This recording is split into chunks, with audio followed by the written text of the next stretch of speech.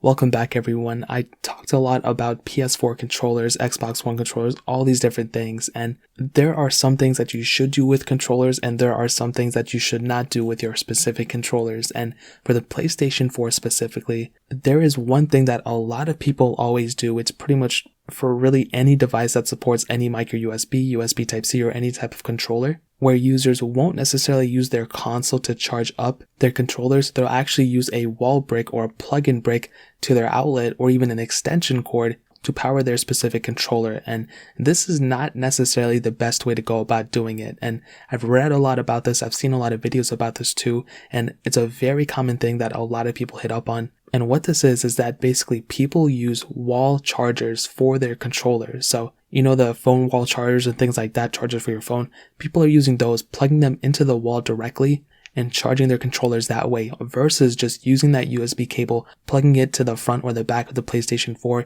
and charging up their controllers that way. This ends up causing a ton of different problems, and the reason for it is mostly because of the amount of the capacity that the charger is giving out to the controller is not really managed properly from a wall charger versus your PlayStation 4. Your PS4 is optimized to charge your controller and only giving it, a set amount. It's pretty much not going to overcharge your controller for the most part, and it's only going to slowly charge your controller, if that's the best way to go about saying it, versus plugging it into the wall.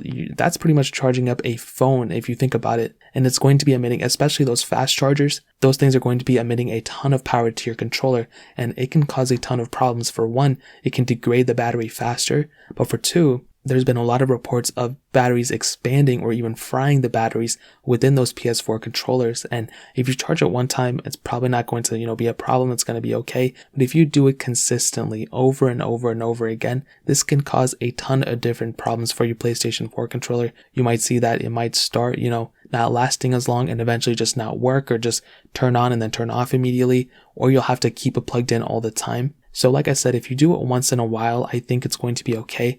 But if you're consistently charging your PlayStation 4 controller by plugging it into the wall and then being done with it, that can technically cause a ton of problems that you may not even realize right now, but you may realize eventually down the road. So that's a really big thing. That's a big PSA. I just want to let you guys know. If you guys have any questions or into any other problems, let me know in the comment section below. Hit the like button, that would mean so much, but definitely hit that subscribe button. Every single subscriber that we get really does count, so it means so much if you guys could hit that. Also check out the other links down in the description as well. My Twitter, my Instagram, my main channel. More importantly than everything else, I love every single one of you guys. Hopefully I'll catch you guys in the next video. Peace out till then.